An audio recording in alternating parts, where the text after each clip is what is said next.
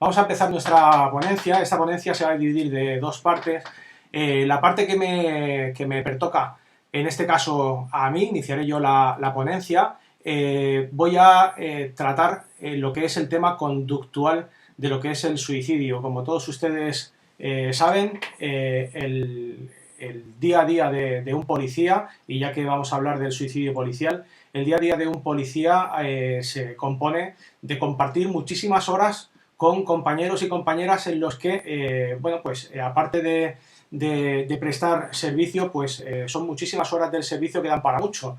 Y compartimos horas en la comisaría, compartimos horas en el coche patrulla y compartimos vivencias, experiencias positivas y negativas que al final hacen que sea mucho más que un compañero, sino que además se llega a convertir en una gran familia.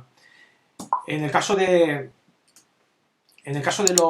los compañeros, en el momento en el que nosotros compartimos tanto tiempo con ellos, compartimos parte de nuestra vida con los compañeros dentro del coche patrulla, tenemos la oportunidad de, aparte de afianzar esa relación, tenemos la oportunidad de conocernos en profundidad. Y yo creo que la mejor forma de poder prevenir una conducta suicida, o por lo menos poder tener la oportunidad de adelantarnos en prevención a un comportamiento suicida, es el conocimiento en profundidad de la conducta basal o de la conducta normal de una persona, en este caso de un compañero. De hecho, nosotros vamos a poder tener mejores oportunidades para poder prevenir una conducta suicida en nuestro entorno más cercano. Hablamos de nuestro entorno familiar, o podemos hablar también, en este caso que nos ocupa, de nuestro entorno profesional, que es el de los compañeros policías. En mi caso, por ejemplo, yo comparto horas y horas con mi compañero de patrulla, y lo que me gustaría compartir con vosotros es una historia basada en dos policías, y que posiblemente va a reflejar la forma en la que se producen este tipo de hechos, y en las que tenemos la oportunidad de poder discriminar cuando verdaderamente un compañero tiene algún tipo de conflicto, y poder realmente discriminar si ese conflicto es un conflicto temporal o pasajero, o es un conflicto importante en el cual pues incluso puede acabar en un desenlace fatal, como sería el quitarse la vida mediante el suicidio. Pues les voy a hablar de Juan y de Luis, dos compañeros policías de cualquier cuerpo de policía del mundo, que comparten servicio hace aproximadamente 15 años. Juan tiene 47 años, Luis tiene 58 años. En particular vamos a hablar de las vivencias que han tenido estos dos policías. Por ejemplo, Luis es una persona extrovertida, es una persona amable. De por sí, Luis es una persona positiva, siempre lo ve todo en positivo, así lo conoce Juan, así conoce a su compañero Luis. Es bromista, y puesto que al final nuestro oficio es un trabajo que es serio, es un trabajo en el que nos comportamos de forma formal, pero en la intimidad de la patrulla, del binomio, pues también se comparten otro tipo de vivencias en las que te da la oportunidad, pues eso, de hacer bromas y de poder hablar de todo tipo de cosas. Luis es una persona sonriente, normalmente siempre está sonriendo, y de hecho cuando van en el patrulla, Luis es un tipo súper hablador. Es un tipo que continuamente va hablando, y eso pues ya saben ustedes, las noches que se hacen tan largas, pues tener un compañero que es hablador, pues por lo menos las noches se hacen mucho más llevaderas y te permiten llevar mucho mejor el servicio. ¿Cuál es el defecto que tiene Luis, o que se considera el defecto que Juan considera que tiene Luis? Pues que Luis es especialmente rencoroso. Es una persona bastante rencorosa, se las guarda todas. Cuando tiene un problema con alguien, normalmente ese problema se lo lleva consigo y se lo lleva ahí guardadito, lo lleva bien adentro, y eso pues al final a todos nos llega a perjudicar. Bueno, desde hace un tiempo y en el transcurso de estos 15 años que llevan trabajando juntos, Luis tuvo una experiencia traumática que fue la muerte de su madre hacía aproximadamente unos 5 años. La muerte de su madre, Luis la vivió pues, de una forma como la solemos vivir pues, la mayoría de las personas, ¿no? Una pérdida importante en tu vida y por lo tanto estuvo una temporada haciendo el duelo normal que se suele hacer por la muerte de un ser querido y poco a poco fue retomando su conducta normal, pero Juan pudo identificar perfectamente que Luis estaba pasando por un mal momento. Después de esos 5 años y hace relativamente poco tiempo, Juan pudo identificar que Luis llevaba unos días que, bueno, estaba así un poco apático. No se relacionaba con los compañeros, o prácticamente no se relacionaba con los compañeros. Si tenía contacto con alguien, normalmente era con Juan, pero con el resto de la plantilla, pues Luis estaba bastante apático. Cuando Juan le pregunta a Luis, ¿qué te pasa? ¿Va todo bien? Luis le responde, voy, que ya es mucho. Es decir, una pregunta a la que realmente pues cualquier otra persona que le preguntan, pues va todo bien, normalmente o se responde o sí o no, o por qué sí o por qué no. Bueno, pues Luis le responde a Juan que, bueno, que va tirando que ya es mucho. No le alarma este tipo de comportamiento, de hecho son respuestas a este tipo de preguntas que solemos hacer a nuestros compañeros y que es una respuesta habitual y sobre todo en la sociedad en la que vivimos hoy en día. Y bueno, al final, pues durante el transcurso del servicio de ese día, pues Juan finalmente le pregunta a Luis, oye Luis, ¿va todo bien? Luis le reconoce de que no va todo bien, que de hecho... ¿Hola? ¿Se me escucha bien? Venga, pues continúo. De hecho, Luis le reconoce que no va todo bien, que va a separarse, que ha tenido un problema importante con su mujer de toda la vida. De hecho, solo ha tenido esa pareja y con la que comparte pues, su vida y sus hijos y va a separarse, por lo tanto, pues está viviendo una situación complicada en su vida. Con el paso del tiempo, Juan puede observar que la conducta de Luis está empezando a cambiar.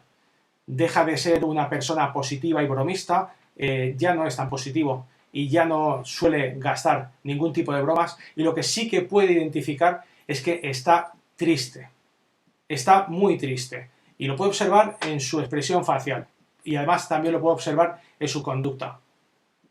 Ve que cuando está en la zona de briefing, Luis pone la mirada fija, mira hacia un punto y está completamente ausente de lo que se está tratando.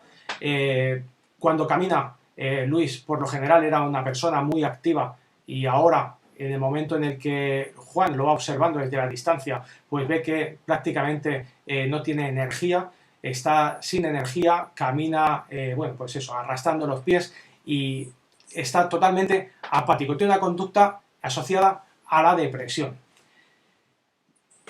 3 meses después, cuando Juan le acompaña en el servicio, se da cuenta de que Luis, siendo una persona muy amable con los ciudadanos, está especialmente irritable ante cualquier tipo de incidencia con un ciudadano. Cuando antes tenía mucha paciencia, ahora no. Ahora salta a la mínima. Es más, incluso tiene una actitud puntualmente violenta con los ciudadanos. Y eso es una conducta que era totalmente atípica en Luis.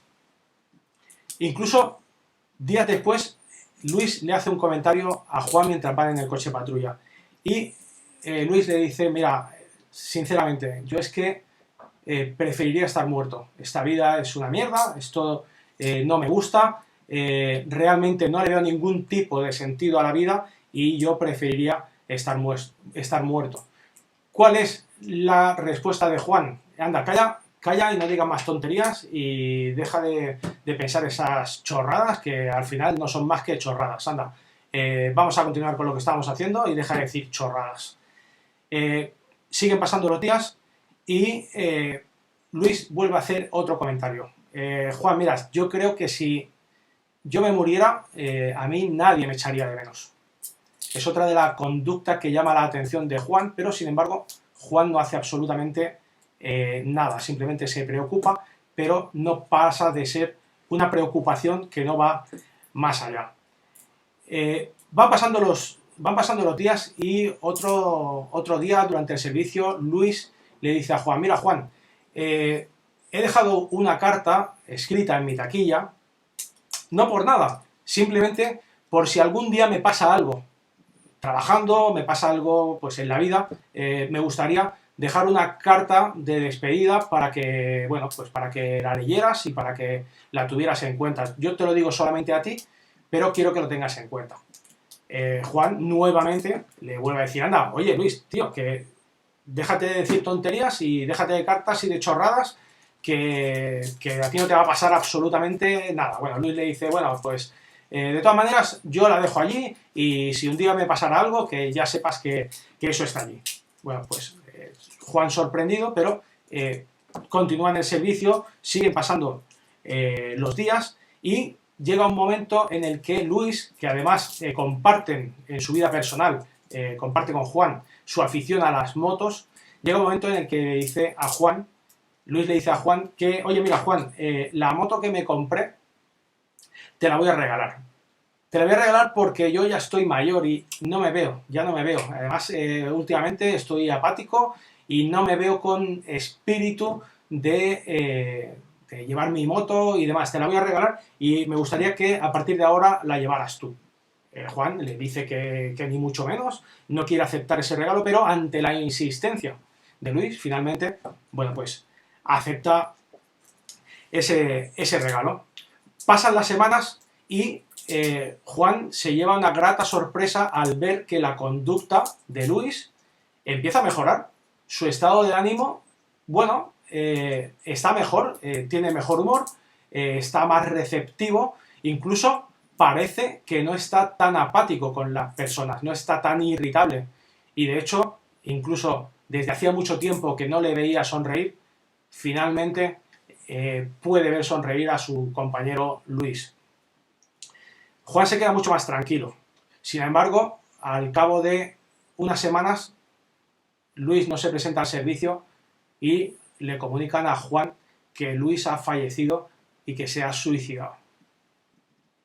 Este tipo de secuencia que estoy relatando ahora mismo es una secuencia ficticia, pero es una secuencia que nos podemos encontrar cualquiera de nosotros.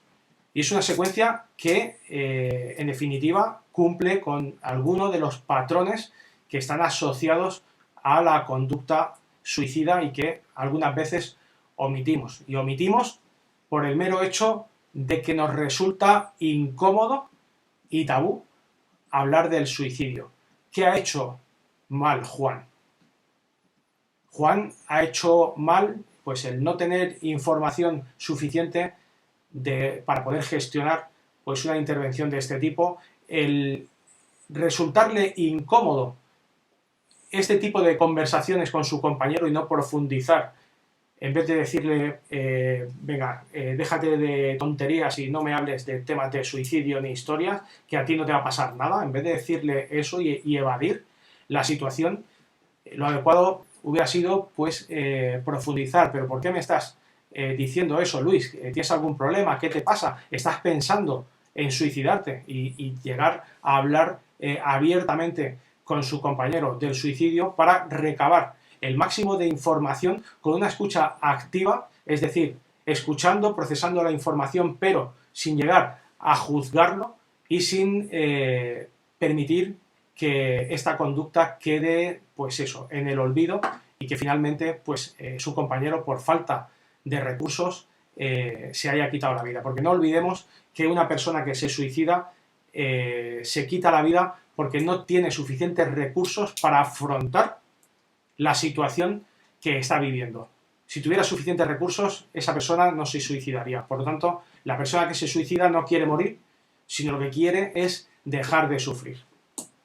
Y ahora vamos a ver cómo se va componiendo todo este intervalo, toda esta secuencia que hemos descrito y cómo lo vamos haciendo a través del análisis de la conducta no verbal y por qué tiene una respuesta en la comunicación no verbal o conductual de nuestro compañero o de nuestra compañera.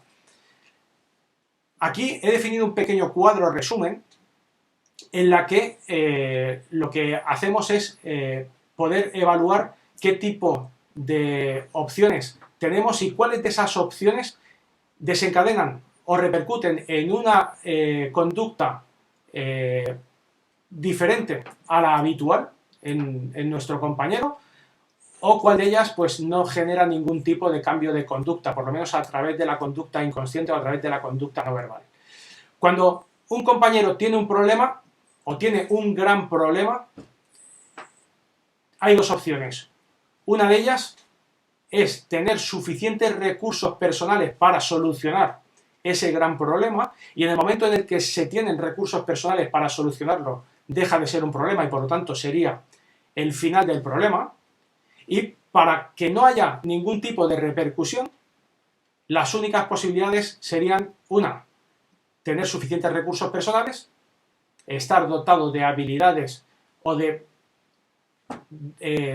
recursos personales para poder solucionar y dar solución a ese problema. Otro sería pedir ayuda sanitaria, y en el momento en el que nosotros nos ponemos en manos de un profesional de la psiquiatría o de la psicología y nos ayuda, también pondríamos fin al problema. Y la otra es decidir finalmente que para dejar de sufrir vamos a quitarnos del medio, nos vamos a suicidar, vamos a morir y vamos a optar con la muerte como un último recurso. Tengamos en cuenta de que hacernos daño es totalmente antinatural. Es decir, es que ya nuestro cerebro no nos permite de ninguna de las maneras hacernos daño de forma consciente. Por lo tanto, si nuestro cerebro no nos permite hacernos daño de forma consciente, el suicidarse sería totalmente antinatural. ¿Y por qué se permite? ¿O por qué nuestro cerebro permite que nos suicidemos? Porque algunas veces el suicidio es comprendido como la solución del problema. Y por lo tanto es por ese motivo por el que es nuestro mismo cerebro el que nos aporta esa liberación, y por eso de alguna forma hace que incluso nuestra conducta o la persona que tiene una tendencia suicida, incluso cuando ya tiene decidido suicidarse, tenga una liberación emocional y esa depresión que ha ido arrastrando durante tanto tiempo, en un momento dado se libere y sea capaz de cambiar esa conducta y tener esa felicidad aparente. Simplemente esa felicidad corresponde a una sensación de decir: sé que mi problema se va a terminar. Cuando no tenemos recursos suficientes, lo que hacemos es solicitar ayuda. Pero en el momento en el que no tenemos recursos suficientes, nuestra conducta no verbal inconsciente cambia, sin darnos cuenta. Lo que es importante es saber dónde tenemos que mirar y cuáles son los indicadores que nos van a mostrar que nuestro compañero o nuestra compañera tiene algún tipo de problema. Si la ayuda que nosotros solicitamos no es eficaz, vamos a tener, evidentemente, un cambio de conducta. Cuando la conducta ya no es eficaz, vamos a caer en la desesperanza, en la depresión. Esa tristeza va a empezar a enquistarse, va a prolongarse de una forma excesiva en el tiempo y se va a convertir en una patología psicológica. Por lo tanto, nuestro amigo Luis cayó en la depresión. La depresión nos provoca exclusión social. ¿Y por qué nos provoca exclusión social la depresión? La depresión nos provoca exclusión social porque la gente triste normalmente son excluidas del grupo. Nadie quiere estar cerca de una persona triste, aburrida, apática, y lo que solemos hacer de forma inconsciente es alejarnos. Y nos alejamos en este caso de una persona que lo que necesita es ayuda. Evidentemente no lo hacemos de forma consciente. Lo que no sabemos es identificar que esta persona tiene un problema y tampoco sabemos cuál es la forma correcta de poder ayudarlo. Por lo tanto, esta persona, para evitar la exclusión social, ¿qué hace? Finjo ser feliz. ¿A cuántas personas no hemos estado preguntando? Sabemos que tiene un problema y le preguntamos. De hecho, en el caso de la historia de nuestro amigo Luis, cuando Juan le preguntaba, y solamente cuando se comportaba con Juan, se comportaba de una forma triste, abiertamente, no había ningún problema. Ahora bien, cuando estaba con el resto del grupo, Luis decía que estaba bien y fingía estar feliz. ¿Y cómo fingía estar feliz? Sonriendo. ¿Se puede sonreír estando triste, aun estando triste? Se puede sonreír. Ahora bien, esa sonrisa no es genuina. Hay una serie de patrones, una serie de indicadores que nos informan de cuándo una sonrisa es genuina y de cuándo no lo es. De cuándo una emoción de tristeza nos puede dar información de que una persona tiene un problema. De hecho, la tristeza, que es lo que vamos a ver cuando una persona tiene depresión, porque cuando una persona tiene depresión, la emoción facial, la expresión facial de tristeza, aparte de todos los indicadores que van asociados a la depresión, a nivel conductual, uno de los más relevantes es la expresión facial. La expresión facial de tristeza a nivel evolutivo lo que es una forma de pedir ayuda al grupo, de pedir de forma inconsciente, de poder decirle y de poder transmitir al grupo que necesito ayuda. Lo único que por ciertos motivos no soy capaz de pedir esa ayuda de forma verbal. No soy capaz de transmitir mis sentimientos, por el motivo que sea, para que alguien me ayude. Simplemente necesito que alguien se acerque a mí y me diga que si podemos tomar un café y si me pasa algo. Posiblemente ese café sea el momento liberador que esa persona necesita para realmente expresar todo su sentir y expresar lo que realmente o verdaderamente le preocupa. Es la única forma. ¿Qué ocurre? Que si nosotros a una persona que habitualmente está triste, que habitualmente está apática, lo dejamos apartado del grupo, lo excluimos a nivel social, esa persona evidentemente va a caer en un bucle, va a caer en pensamientos en bucle, en que no hay salida, va a entrar en pensamientos negativos. Tener en cuenta de que ya alrededor de las personas solemos procesar alrededor de 60.000 pensamientos al día. De esos 60.000 pensamientos, la mayoría son pensamientos negativos, en una situación emocionalmente estable y emocionalmente normal.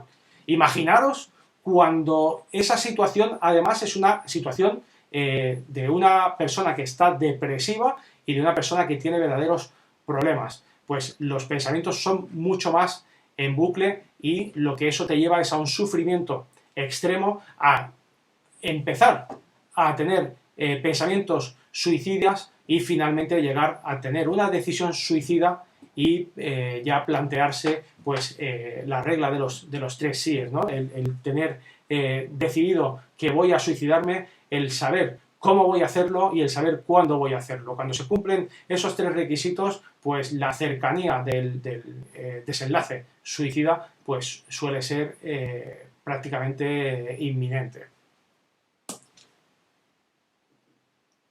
Pues vamos allá. Vamos a ver cómo se modifican, qué alteraciones conductuales tenemos cuando estamos frente a un gran problema. Estas son algunas herramientas que podemos utilizar para identificar cuando nuestro compañero, cuando nuestra persona cercana está pasando por una mala etapa y cuáles son esos elementos que nos pueden o que podemos utilizar como disparador para encender esa lucecita y que nos llame la atención. Por ejemplo, a la pregunta ¿cómo te encuentras o cómo te sientes? Normalmente una respuesta del tipo uff, así vamos, o bueno, cansado, ya esto no hay remedio, o estoy agotado, o hasta los mismísimos. Todo este tipo de respuestas son respuestas de personas que por mucho que te estén sonriendo, son personas que algo les va mal. Normalmente lo que suele pasar es que nos incomoda el que alguien nos explique cuando tiene un problema y tiene un problema importante. Y lo que solemos hacer, pues, este tipo de preguntas, el cómo te encuentras y cómo va todo, son preguntas pues que socialmente están bien, que solemos hacerlas, pero que sin embargo están lejos de interesarnos realmente. Ante una persona que nos dice, ante la pregunta de cómo te encuentras, que nos dice que bueno, ahí vamos, la siguiente sería, ¿te pasa algo? ¿Quieres que vayamos a tomar un café?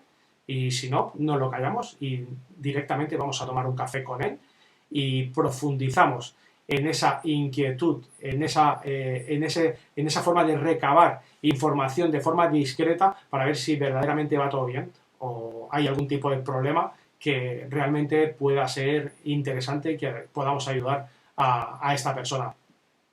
Comentarios descontextualizados relacionados con la muerte o con el suicidio. Imaginaros que vamos en el coche patrulla y el compañero Luis durante toda la noche está callado.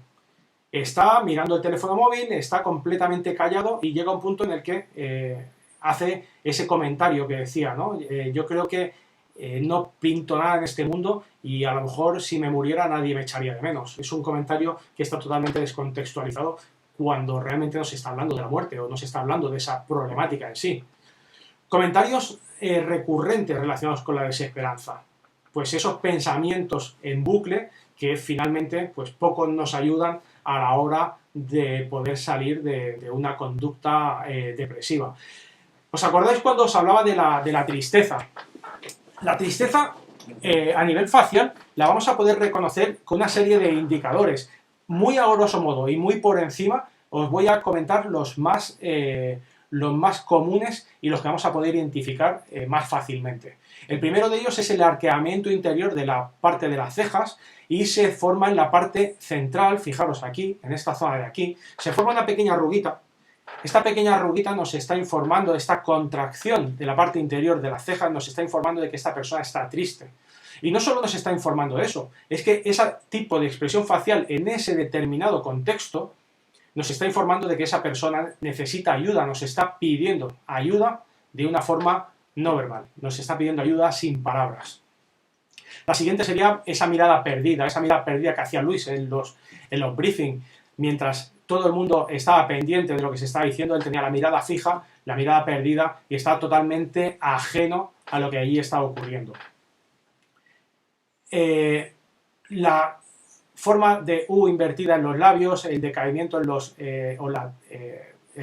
la flacidez muscular en la zona de los párpados de los ojos, en toda la zona muscular, todo esto son indicadores que están asociados a la tristeza y que nos pueden ubicar en ese comportamiento que realmente nos puede arrojar luz y nos puede dar la oportunidad de ayudar y prevenir anticiparnos a una conducta suicida.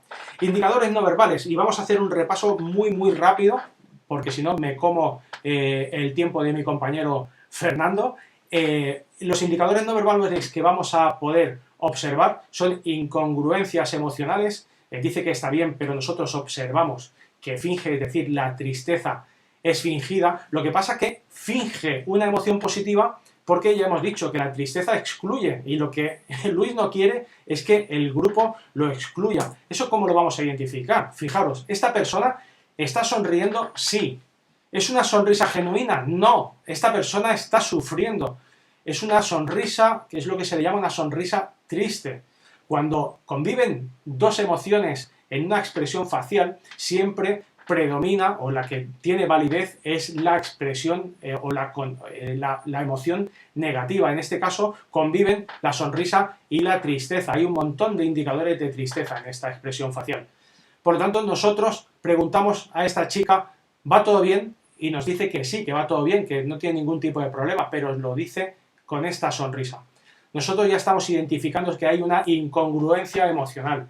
No, si conviene, nos esperaremos. Ya hablaremos con ella en otro momento, pero buscaremos el momento para intentar tomar un café e intentar recabar esa información desde la escucha activa, es decir, fuera de juicio. Expresión facial de tristeza fuera de contexto, es decir, que ya quede enquistada esa expresión facial en su rostro.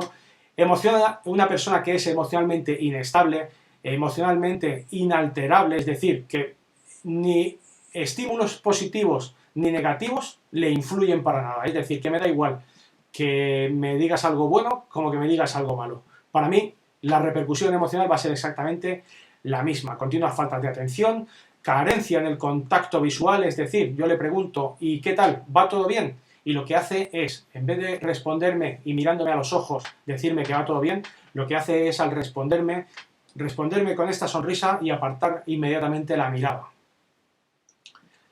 Cambios de conducta extremos, llanto fuera de contexto, ojos vidriosos, es decir, que vemos a Luis que viene de su casa y cuando llega a compartir ese ratito contigo, pues lo ves que tiene los párpados inflamados, los ojos, lo que es la esclerótica del ojo la tiene enrojecida. Todos esos son indicadores que son de interés. Ante la pregunta ¿cómo estás? ¿Cómo te sientes? Ya lo hemos comentado, flacidez muscular, proxémica cerrada, es decir, un comportamiento gestual cerrado, no hace prácticamente gestos, aperturas con los gestos, o prácticamente no hace gestos, o los que hace lo hace cerradito, con un cierre de silueta, ¿vale? Que es una conducta no verbal muy asociada a la apatía o a la depresión. Muestras extremas de afecto o despedidas fuera de contexto. Por ejemplo, Luis era una persona muy rencorosa, sin embargo, antes de suicidarse hace las paces con muchas personas de las que llevaba mucho tiempo sin hablarse. Esos son indicadores que deben llamarnos la atención. Regalos u objetos valiosos o un gasto excesivo de dinero sin ningún motivo aparente. Pues todos estos indicadores al final nos aportan luz, nos dan la oportunidad de poder acceder a aquello que alguna persona necesita expresar, pero no lo expresa con palabras y sin embargo nos lo está expresando con su conducta. El saber mirar, el saber observar, el saber interpretar todas estas conductas posiblemente será la única salida que podamos tener en prevención a la hora de adelantarnos o de poder ayudar a una persona que quiere suicidarse. Pues bueno, hasta aquí mi ponencia, hasta aquí lo que yo tenía que compartir con todos ustedes en el día de hoy, toda la información que yo he intentado reflejar de una forma muy breve, muy sintetizada en esta ponencia, la recogí también y viene de forma estructural en mi primer libro, Comunicación no verbal policial. Y darles a todos ustedes las gracias por este ratito que han prestado atención a lo que yo he intentado o he querido expresarles y compartir con todos ustedes. Y ahora les dejo con mi compañero Fernando, que estoy seguro que van a disfrutar de las cosas que tiene que compartir con todos ustedes. Así que, Fernando, bienvenido, buenas tardes y todo para ti.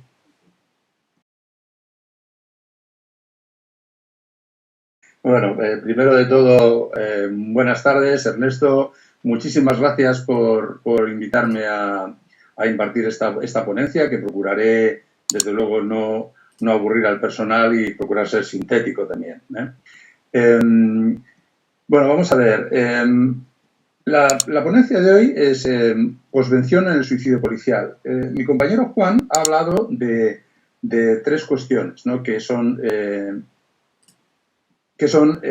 precisamente las que nos ayudan a identificar cuáles son esas señales que nos avisan de posibles problemas.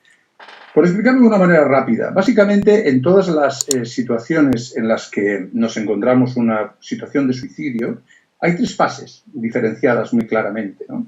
Las tres fases son un antes de la situación, un mientras, o durante, mientras ocurre, y un después. Juan ha estado hablando precisamente de la de antes. Yo voy a hablar de la de después, porque precisamente el antes y el después suelen ser precisamente los dos momentos en una situación de suicidio en la que menos atención se presta. Y es en el durante en donde casi todo el mundo se vuelca o dice que se va a volcar para ayudar a la persona que se ha suicidado. Que luego será verdad o no, porque todo el mundo se ofrece, pero luego al final veremos cómo la familia suele quedarse sola, los compañeros no hablan con nadie y en general una situación en la que se pasa en bastante soledad.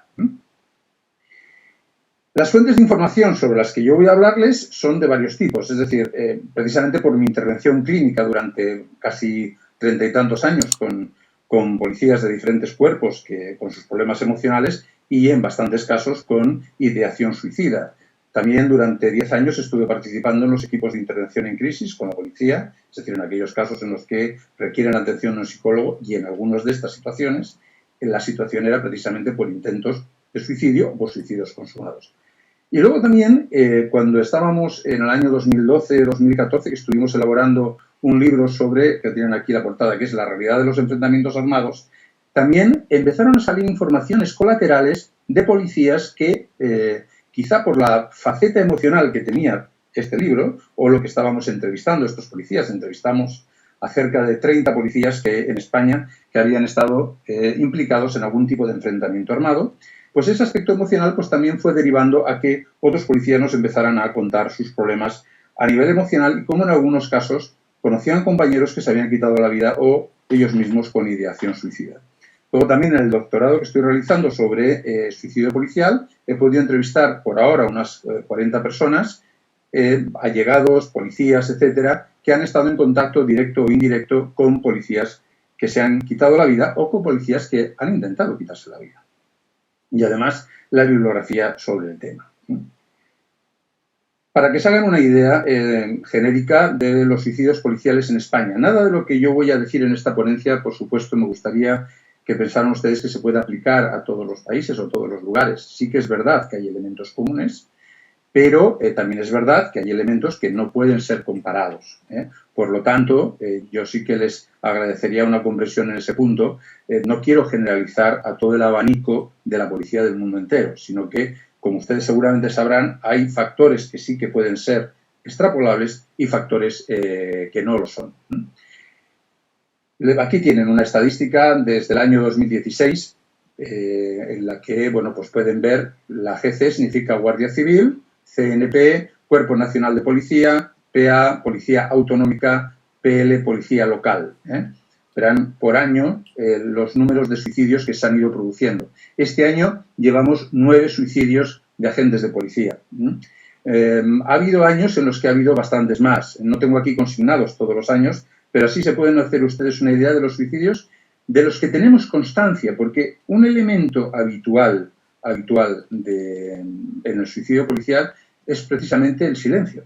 Es decir, la gente no habla de estas cosas. Y dentro de lo que es la propia cultura policial, que ustedes ya conocen, que es una cultura bastante cerrada en sí misma, yo conozco bien la policía en España, después de tantos años, pues esa cultura se ha ido abriendo progresivamente con el paso de los años, pero aún así todavía persiste ese tabú, como comentaba Juan, a hablar de que un policía se ha quitado la vida. Parece que cuando un policía se ha quitado la vida parece que ha fracasado todo el sistema, ¿no?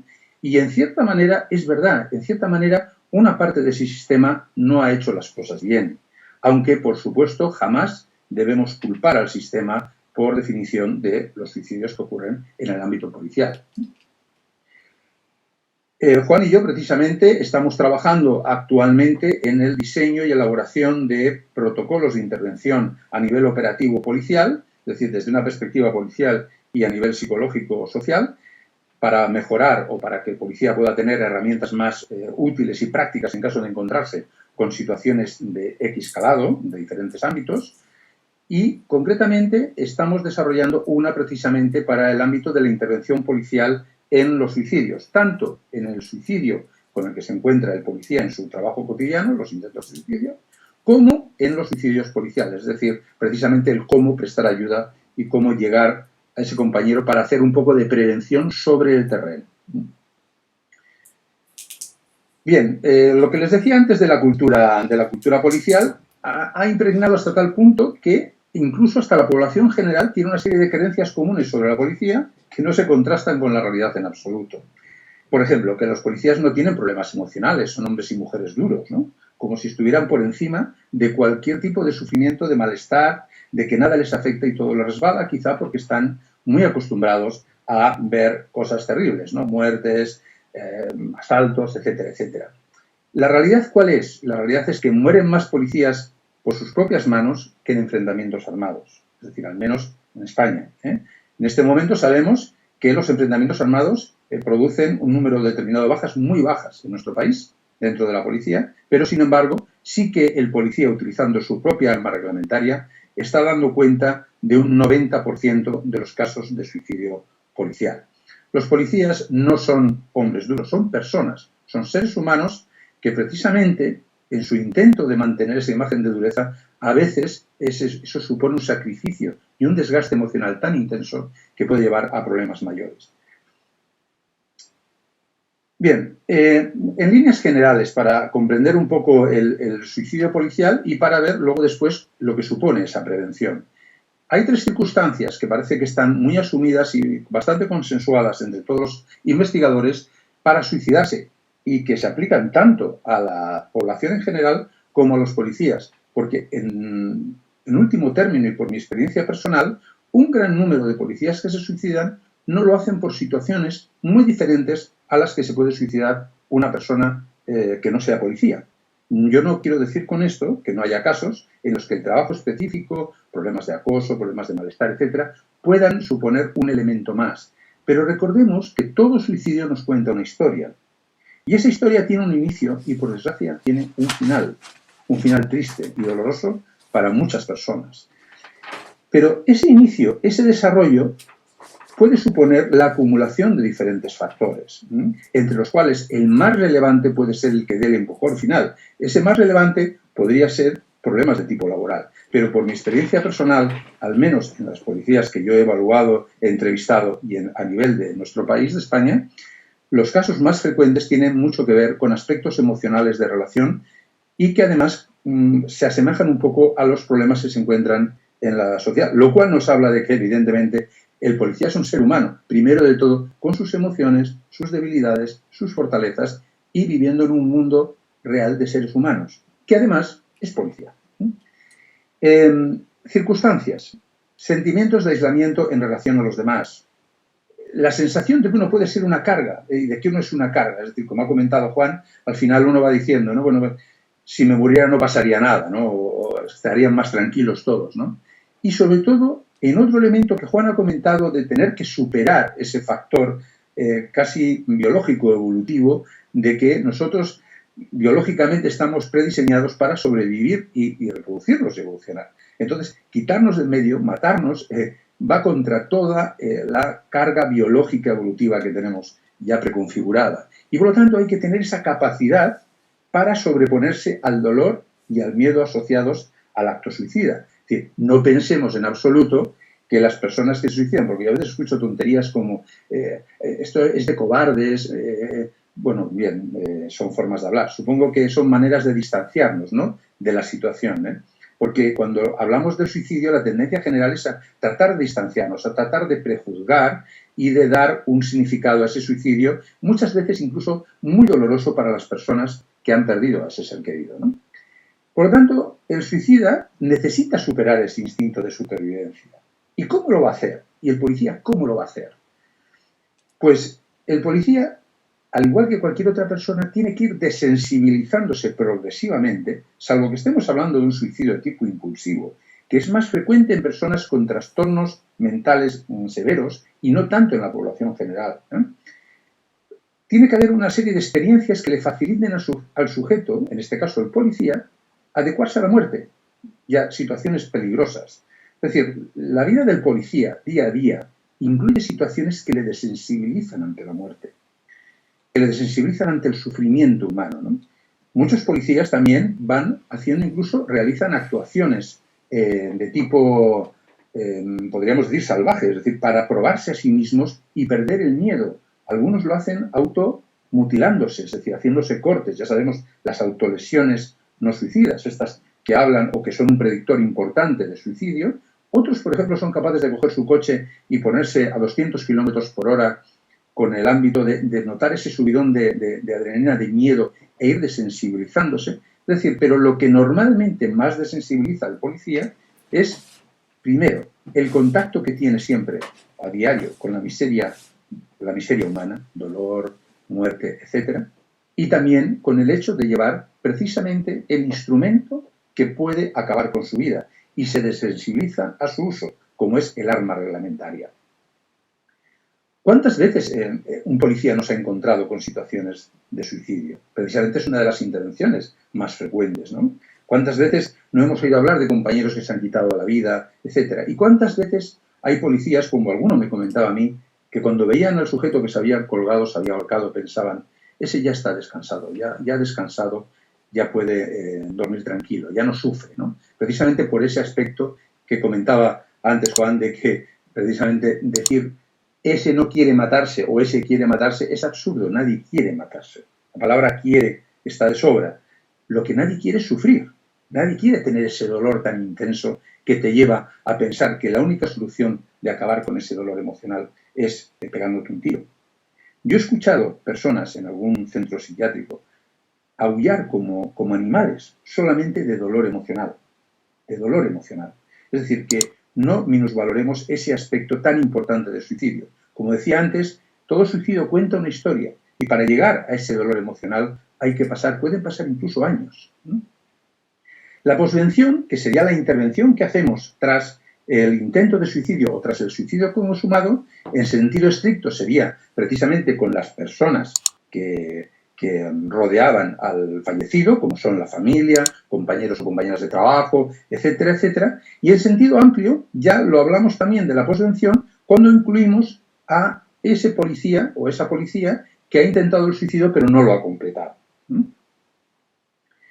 Como veis aquí en este diagrama, se ve claramente, ¿no? Sería la posvención, por un lado familiares y allegados, por el otro lado ampliamos también al sujeto suicida. ¿Cuáles serían los objetivos de la posvención centrada en el sujeto suicida? Pues, hombre, lógicamente, lo que vamos a intentar es evitar nuevas tentativas de suicidio. Ya hemos visto cómo Juan hablaba, cómo tratar de prevenir la ocurrencia de esa primera situación en la cual el sujeto intenta o se quita la vida, ¿no? Ahora lo que vamos a tratar es de que si lo ha intentado o evidentemente no lo ha completado, no se produzcan nuevas tentativas y, por supuesto, también reducir esas secuelas asociadas a la conducta suicida, porque todos sabemos, si ustedes han tratado alguna vez con algún policía o alguna persona que ha intentado suicidarse, que aquello no es de que lo intento y mañana estoy bien, no, esto lleva un proceso que puede ser largo. ¿Por qué? Pues porque el que el sujeto lo vuelva a intentar al cabo de un tiempo es bastante frecuente. ¿Cuáles son esos factores de riesgo? Que supongo que ustedes los habrán visto en alguna otra ponencia, por eso yo no me voy a extender en ellas, las tienen ustedes aquí listadas, porque además se ha visto que en el caso de los policías podrían ser algunas de ellas muy significativas, ¿no? La existencia de una tentativa previa es el indicador más importante, como es lógico, ¿no? Los sentimientos de desesperanza. Juan hablaba de esa depresión, es decir, el sujeto llega a una indefensión en el pensar nada de lo que yo haga va a acabar con mi sufrimiento, con lo cual solamente me queda esto, que sería quitarme la vida. Pero ya hemos dicho que para quitarse la vida uno necesita un periodo de desensibilización para tener, entre comillas, la iniciativa de hacerlo. Sí, porque la gente tiene miedo. Cuando uno va a quitarse la vida, tiene miedo de que le vaya a doler, de que sufrirá, si va a quedar peor, etcétera, etcétera. Todo eso es lo que le pasa a la persona por la cabeza.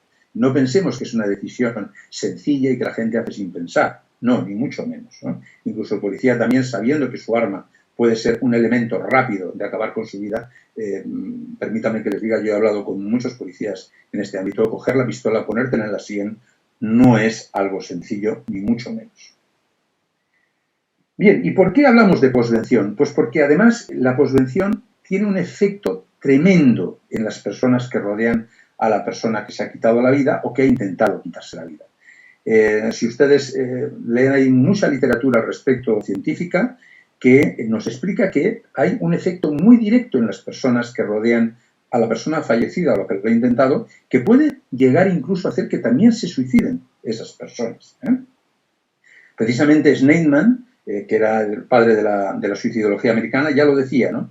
Que todos los esfuerzos que podamos realizar en torno a la posvención son una forma útil y directa de prevenir posibles suicidios futuros.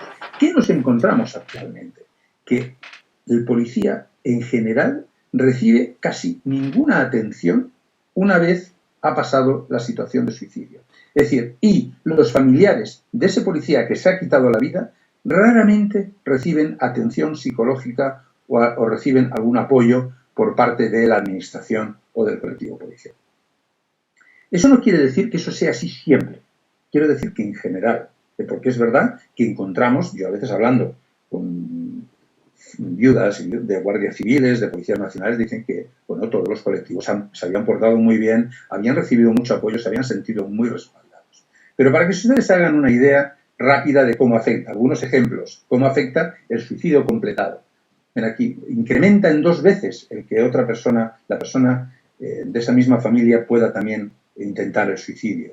Aquí tienen otros ejemplos que he extraído para que vean el por qué debemos prestar atención a la posvención, es decir, a la intervención con las personas que quedan, con aquellos compañeros, que los compañeros y compañeras también quedan muy tocados, sobre todo si han tenido una relación directa. ¿Por qué? Porque se sienten muchas veces culpables de no haber podido evitar esa situación. Y lo mismo pasa con la familia. Ven aquí. Vale. ¿Qué dice Baumeister en este sentido? Dice que los supervivientes de una persona que ha intentado el suicidio pueden ver en el suicidio también una vía de escape para la indefensión producida tras la pérdida, ¿no? Es decir, piensen ustedes que, pensemos por ejemplo en un policía, se quita la vida, su mujer, sus niños, es decir, todo un proyecto de vida se ha ido al carajo, se ha ido a la porra, ¿eh? Es decir, aquello ya se murió, es decir, todas las ilusiones, esperanzas de futuro, el cómo yo me había planificado mi vida con mi pareja, con mis niños, con mis compañeros, con mis amigos, etcétera, etcétera. Todo eso se acabó. Se acabó de golpe. Y entonces uno tiene que reestructurar esa vida. ¿Cómo puede reestructurarla si no recibe ayuda? Si no recibe ayuda va a quedar en el bucle de la pérdida y no de la reestructuración, que es lo que se observa muy frecuentemente. Y además, cuando se produce esta pérdida, ¿qué le pasa a la familia? ¿Cómo lo vive? O los allegados o los compañeros. Pues ya lo ven aquí. Todo ese estrés previo al suicidio, porque normalmente ha habido situaciones de depresión, de ansiedad, de angustia antes del suicidio. Luego el suicidio en sí mismo, ¿no? Cómo se ha producido. Luego también todo el funeral y los arreglos administrativos, que puede parecer que son solamente arreglos administrativos, pero tratemos de ponernos en esa situación y ver cómo la familia tiene que estar de una manera u otra reviviendo y rememorando constantemente esa pérdida, ¿no? Y luego todo ese proceso de duelo, de vergüenza, de estigma, etc. Porque cuando alguien se suicida, pues al final como que parece que alguien aquí tiene la culpa, alguien no ha hecho lo que toca, ¿no? Y la familia muchas veces se autoculpa de eso que ha ocurrido, ¿no? Y luego hay una serie de dimensiones distintivas de la muerte por suicidio, es decir, ¿qué diferencia a la muerte por suicidio en el impacto que tiene de otros tipos de muerte? Aquí tienen ustedes 4 elementos importantes que la diferencian y que ahora vamos a ver uno por uno de una manera sintética. El suicidio se ve como una elección, es decir, ningún otro tipo de muerte uno lo escoge, ¿no? Uno no escoge morirse de cáncer, ¿no? Uno no escoge un accidente de coche, uno no escoge otro tipo de muerte, ¿no? Pero el suicidio sí, se ve como una elección por parte del fallecido, ¿no? Es decir, en cierta manera se le responsabiliza y se le dice, bueno, se ha matado porque ha querido, ¿no? Ya vemos otra vez la palabra querido, ¿no? Y claro, esto que ocasiona problemas en el duelo de los supervivientes. ¿Por qué? Pues porque los supervivientes también le dan vueltas a la cabeza respecto de, a ver ahí, qué es lo que ha fallado, qué es lo que no han hecho bien para que esa persona haya tomado esa decisión, ¿no? Las personas, como normalmente somos así, pues somos muy solícitas al principio, pero nos manejamos mal muchas veces con las emociones, ¿no? Y cuando vemos a alguien triste, a alguien que está llorando, a alguien que está mal, pues como comentaba Juan, ¿no? Al principio intentamos hacer, pero luego con el tiempo ya nos produce un cierto rechazo, ¿no? Y ya vamos perdiendo ese contacto. Por eso vemos mucha gente al principio apoyando y casi nadie después, al cabo de muy poco tiempo. Y luego también los profesionales solemos hablar siempre de prevención del suicidio. Y claro, ¿esto qué hace? Pues incrementar muchas veces el sentimiento de culpa de la familia. ¿Por qué? Porque si se puede prevenir, ¿qué habéis hecho vosotros? ¿O qué ha hecho el colectivo para prevenir esto? No ha hecho nada. Más sentimiento de culpa, más sentimiento de vergüenza. La estigmatización, es decir, que uno no sabe muy bien cómo comportarse con las personas que han perdido un ser querido por suicidio, ¿no? Y a veces dice tonterías, verdaderas chorradas, ¿no? Como por ejemplo, bueno, seguro que está mejor donde está, o fíjate qué faena te ha hecho, ¿no? Pero bueno, si estabais tan bien, ¿no? ¿Cómo es que ha hecho esto? Es decir, fijaros bien que todos estos mensajes, este lenguaje, la persona que está mal, cuando una persona está muy mal emocionalmente, va estrechando su capacidad cognitiva, es decir, su capacidad de comprensión de la información que recibe, quedándose con elementos muy concretos que refuerzan su sentimiento de culpa, sentimiento de vergüenza y, en definitiva, también los sentimientos de soledad y de aislamiento. Bien, las posibilidades del estrés postraumático no son raras en este colectivo, en el colectivo de los supervivientes, y tampoco es raro en el colectivo de los policías que han intentado el suicidio y no lo han completado. Y todas las entrevistas que yo he realizado al respecto confirman estos elementos, ¿no? Los familiares, compañeros, etcétera, de lo que más se quejan es precisamente de esa falta, de la que el apoyo al principio es como una ola, ¿no? Como una ola enorme, que luego queda pues esa olita que llega a la orilla al final, en la que al cabo de 2 semanas, 3 semanas, un mes, ya nadie se acuerda de ti, ¿no?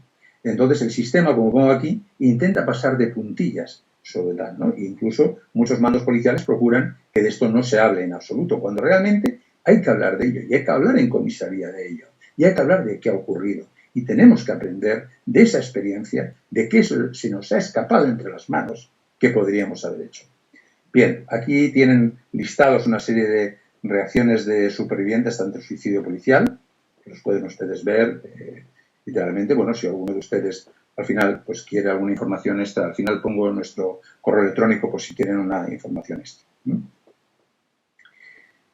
Bien, ¿y cuáles serían los pasos para la posvención tras el suicidio en el ámbito policial? Es decir, ¿cómo tendríamos que estructurar las cosas para poder prevenir problemas de índole psicológico y emocional o psiquiátrico en aquellas personas que han rodeado familiares, allegados y otros policías, para evitar que eso se desarrolle en la medida de lo posible? E incluso para que ese policía que ha hecho el intento pero no ha completado el suicidio, después podamos prevenir nuevas ocurrencias de ese suicidio. Bien, no existe ningún programa de posvención del suicidio ni de prevención del suicidio policial que vaya a funcionar al 100%, eso es evidente. Hay muchos programas y todavía casi ninguno se ha mostrado superior a otro, pero están dando en general buenos resultados. Claro, lo que da buen resultado siempre es preocuparse de la gente. Lo que da buen resultado siempre es sentarse a escuchar. Lo que da buen resultado siempre es preguntar a la gente cómo se encuentra y qué necesita. Eso siempre da buen resultado. Le podemos llamar de 1000 maneras. Podemos implicar al gobierno de España, a la administración local, a la administración central. Todo eso está muy bien. Pero si no implicamos a la gente directa que está en contacto directo con esas personas, eso no funcionará. Y ningún programa de posvención del suicidio en el ámbito policial va a funcionar si los mandos y la administración no creen en ello. Es decir, un programa de posvención en una comisaría de policía, en la policía en general, nunca va a funcionar si los mandos no lo apoyan, no creen en el sistema y no lo fomentan. Porque entonces entraremos en pasar de puntillas sobre estos. Y los mandos deben transmitir su compromiso con ese proyecto. Deben creer en él, porque esa será la motivación de los agentes que estén, o de los subalternos, que estén en ese momento en esa comisaría. No pensemos en grandes cosas, ojo. No pensemos en grandes programas. Pensemos en qué podemos hacer. Hacer un programa de prevención a nivel local no es especialmente complejo. Lo que pasa es que hay que hacerlo, y hay que creer en él, y hay que desarrollarlo. Y es necesario para eso que la cultura policial cambie en ese intento de tapar este tipo de situaciones. No, estas cosas ocurren porque somos seres humanos y sufrimos como los demás. Entonces, eso es fundamental. Por lo tanto, los pasos serían establecer un procedimiento operativo para la posvención, ¿no? Es decir, aquí tiene que quedar muy claro quién hace qué y cuándo. Y tiene que ser pocas personas. Y no tiene que ser algo que sea tan complejo administrativamente que al final nos perdamos en la burocracia y en la administración.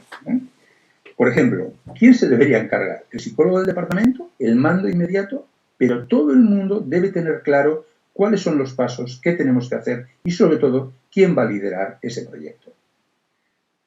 Hay que tener un equipo de intervención en crisis entrenado. ¿Por qué? Pues porque precisamente cuando tenemos un aviso de que un policía está en situación de problemas emocionales, etc. Por ejemplo, las separaciones conyugales suelen ser un factor disparador importantísimo en este ámbito. si no solo de suicidio, sí de bajas por depresión, de bajas de ansiedad, etcétera, etcétera. Es decir, si no tenemos un equipo que recibe esa información y puede actuar rápidamente, desde luego estamos dejando pasar el tiempo y, como decía Juan, no estamos prestando atención a las señales que nos avisan. No tenemos que tener un equipo de especialistas, no, tenemos que tener un equipo de policías entrenados para detectar e intervenir en estas situaciones, independientemente de que después se puedan hacer derivaciones médicas, psicológicas o lo que sea. A ver, en el caso de que ocurran problemas, oye, hay que informar a la familia, hay que informar a otras personas claves. No es aquello de no comente nada, no, hay que comentar. ¿Por qué? Porque sí que se ha visto que para que un programa de prevención del suicidio de postvención funcione, no tenemos que esperar a que el sujeto se pegue un tiro. Hay que implicar desde el principio, hay que decirle a la policía, no, perdona, esto no nos lo vamos a callar porque tú no estás bien y hay que ayudarte. Y si no te ayudamos, esto puede acabar mal. Así que vas a buscar ayuda y vamos a implicar a tu familia en ello también. Es decir, aquí no es una cuestión de secretismos, es una cuestión de ayudar. Y estamos hablando de la vida de las personas, ¿no? Además, en caso de que haya habido un suicidio dentro del cuerpo policial, el departamento debe emitir un comunicado. Lo que no puede ser es que la prensa se vaya enterando así con pequeñas informaciones, que al final todo el mundo deslavaza la información y a la gente le llega lo que le llega. Entonces, no. El departamento de policía, con la familia y con las personas allegadas, tiene que emitir un comunicado. No se debe esconder. Se debe decir lo que ha ocurrido. Evidentemente, ya sabemos que no hay que dar datos escabrosos, ni mucho menos, pero sí la ocurrencia de esa situación. ¿Por qué? Pues porque si no, no damos pie a que se produzcan informaciones falsas, a que se distorsione la realidad, etcétera, etcétera. Y claro, ¿qué supone esto? Supone que nos tenemos que sentar de vez en cuando para evaluar lo que estamos haciendo. Es decir, ¿lo que estamos haciendo está funcionando bien? ¿Estamos implicados todos en este proceso? ¿Quién o quiénes han tenido informaciones que no han transmitido y no han informado convenientemente? Es decir, ¿por qué? Pues porque es un tema tan serio que merece la pena ponerse en él y revisarlo continuamente.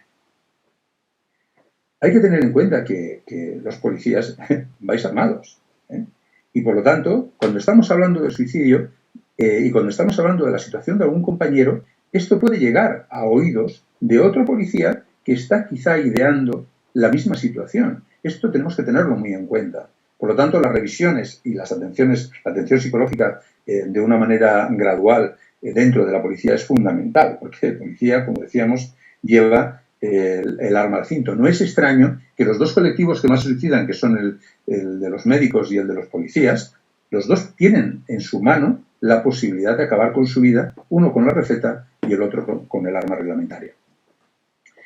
Y lo que decía antes, no acabar con intervenciones breves, cortas, que al final no terminan de solucionar nada, sino que dejan a la gente fatal, ¿no? Las intervenciones se calcula que deben durar al menos entre 1 o 2 años tras la crisis suicida, tanto con el policía que ha sobrevivido como con los familiares y allegados, con todo aquel que pueda solicitar ese tipo de ayuda. Es fundamental, porque si no, lo que podemos, sin darnos cuenta, es hacer caso a la gente de que está bien porque no quieren molestar, mucha gente no quiere molestar, pero la realidad es que no están bien.